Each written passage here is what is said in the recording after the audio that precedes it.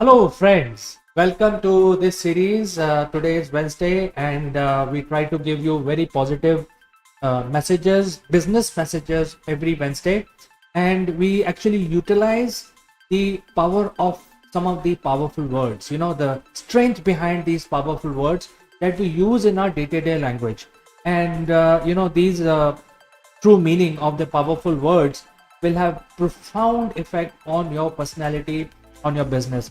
And therefore today we have chosen the word M. I mean the words which are starting with the alphabet M. So let's continue our journey, and this is a live show. We are actually streamed live on all social media platforms. So if you want to engage with the program, you can actually send chat messages. Use the chat function in the social media, whichever social media you're watching us from, and whichever part of the world. So let's proceed further. The first word in our list is meaningful. It starts with M, and whatever you do as a CEO, as a leader, has to have some meaning behind it.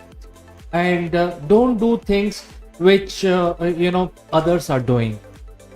Before you embark on any project, anything that you do, you must ask yourself, is it meaningful for you? And therefore, the meaningful word is very, very powerful. It starts with M, and many people keep doing things which others keep telling them. Even when you read books and the global gurus tells you to do things their way, but it may not be meaningful for you. So before you take any action in your team, in your company, you have to ask yourself how relevant that step would be for you, how meaningful that will be for you, and will it give you desired results. And if you are able to think in that manner, you will be able to take the right steps achieving your goals. Therefore, meaningful, true meaning is, for especially for business people and leaders, is to think why they are doing that activity. So moving on, mature is again very powerful word. These are very normal words that I have taken, but I'm trying to give value around the true meaning behind these simple words which we use in our day-to-day language, and how we can actually follow the true meaning. And therefore, mature is again a very powerful word, starts with M. And when we say mature, it's not that hey, you have to behave in a mature manner. Your thinking must be mature. In my opinion, if you are a leader, you must demonstrate, or you must think that you have some sort of market knowledge. And therefore, another powerful word, knowledge, that we have covered when we discuss K. But mature basically means that you must have a thorough knowledge so that you can take mature decisions, well thought through steps to do a project. And that is why it is important for everyone to collect as much knowledge about the subject matter so that they can think in a very, very holistic manner. So mature is that you don't have to look mature, you have to think mature. And that is the true meaning of this word, which is very meaningful for business people and for leaders. Moving on, you must have morals. And when we talk about these powerful words, the honesty, another powerful word. We covered honesty when we talk H words, but today the chance is for M words. So anything that you do must have things like what is right, what is wrong. Whether you take a decision, it should not rub certain people in the wrong way. It should not violate the law. It should not create bad blood among communities and things like that. So there has to be a red line that you must draw. And going back to the previous word, which is mature, so you must have maturity to understand the legal system, financial system. You must have the maturity to understand the nuances of society. You must have maturity to understand if you take this decision, is it going to bother your neighbor? or is it going to bother your employees or your team member? So you must have some sort of a red line drawn in your actions, and that is why moral is a very, very important word. It helps you to control your actions. I mean, it's not only that you must have, it will also help you to limit your action. Otherwise, there's no end. There is, you continue working, and obviously, if you're working for an organization, or if you're a leader of a business community, uh, the whole objective of business person is to generate revenue. But if you don't have these red lines defined, then you can continue doing as long as you keep making money, and without the top line defined, without crossing a borderline, Lakshman Lekha, as we say in India. So you must have certain threshold which you will not cross, and this is what is very important, very, very important to keep your credibility, a long run credibility, business credibility. You must do, you must follow, you must have certain morals or good values. Now, mentor, very common word. You must be hearing a lot many things about mentorship and all that. But who's the real mentor? The mentor is the person who does not impose himself on his team member. The mentor is somebody who, rub off his knowledge so that the team member can think for themselves. For instance, in this picture, I'm trying to show that the mentor is the old man, whereas the young person is pulling himself up. The old man is not pushing the person from and trying to help him. He is only showing the technique so that the young person can pull himself up on his own. So the mentor is somebody who actually creates the right environment for the team member so that they can create their own journey. They can learn from you and take their own decision. And that is the true meaning of mentorship. So it is not that I will give you 10 steps and you follow these 10 steps and voila, you will get success. This is not the mentorship. So mentor is, you are able to transfer the good values into your team members, into your family members, into your children, and that is what the mentor word is all about. Starts with M. Think about it, friends. This is again a very powerful word, highly used in our day-to-day language, but the true meaning has to be followed. I'm sure a lot of people are following this in true way, but then if you're not doing that, then I think this is something which will help you steer in the right direction.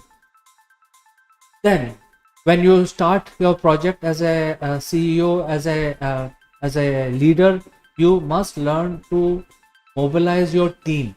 Now, when you say mobilize, it's not that you collect these people.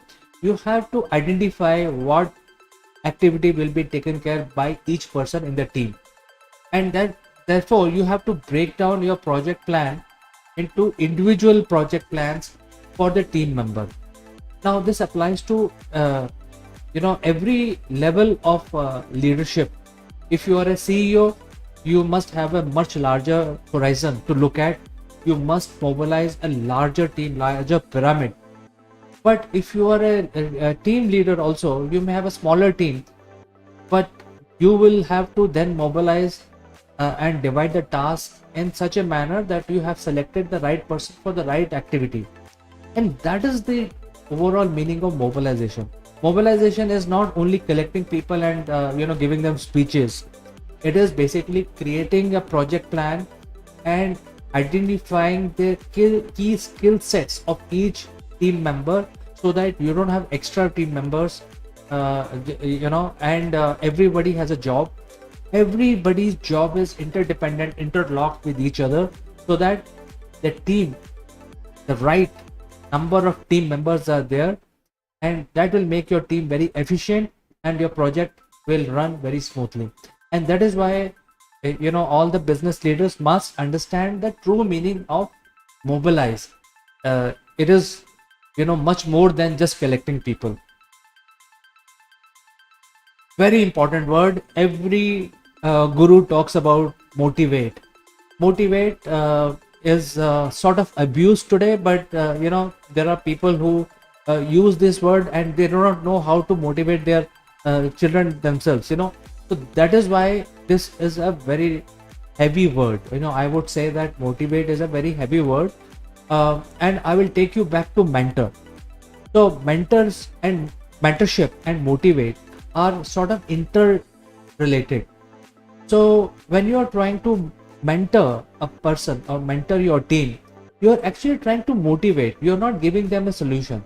For example, if you're learning math and you are giving a math problem to a kid, hey, do this math. What's the point in telling the child that if you add 2 plus 2 you'll get 4? So you don't want to tell the answer 4 upfront, but you want to give motivation so that they come up with the right answer. So that is why the whole mathematics study is not about giving the answers. It's about taking the steps. You ask the person who's solving the problem to state all the steps, and that is the part of motivation. This is just one example. So mentorship is directly related to motivate. So if you're a good motivator, you are also a good mentor, and therefore without giving the solution, without imposing yourself, you're actually asking your team member to come up in life.